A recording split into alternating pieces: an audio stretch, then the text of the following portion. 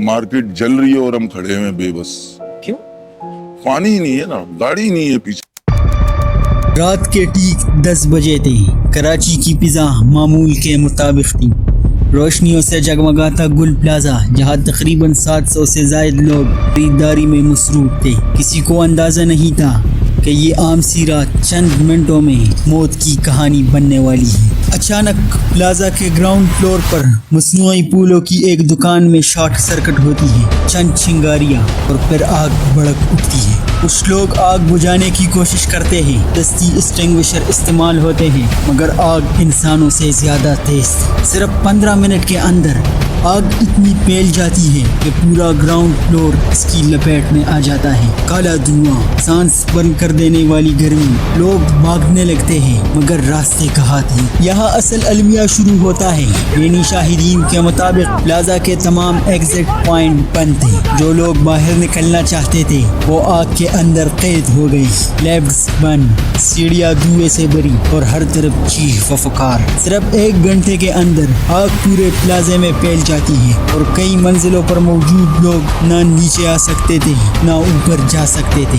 धुएं ने आग से पहले ही लोगों को मारना शुरू कर दिया। चंद घंटों के अंदर 67 से ज्यादा अफराद या तो जल गए या इमारत के मलबे तले दब गए। ये कोई नंबर नहीं थे, ये किसी के बाप, किसी की माँ, किसी के बच्चे थे। हैरान कुन हकीकत ये है कि इस वाक़े के बाद सिर्फ एक फायर ब्रिगेड गाड़ी मौके पर मौजूद थी और वो भी 1.5 घंटे की ताहीर से।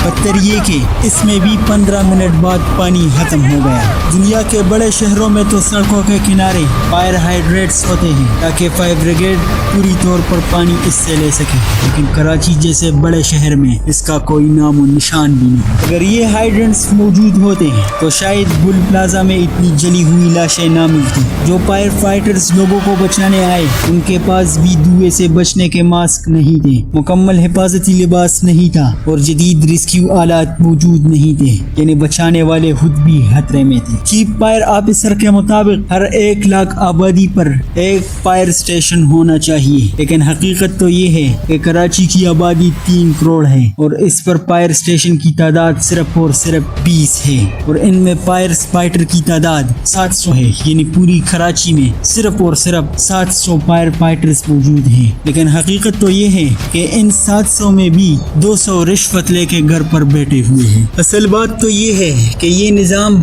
किसी बड़े हादसे के लिए तैयार ही न थी।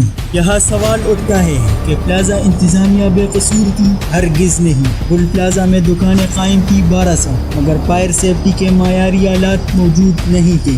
ऑटोमेटिक फायर सेपरेशन सिस्टम नहीं था। अब आप सोचेंगे कि ये क्या है?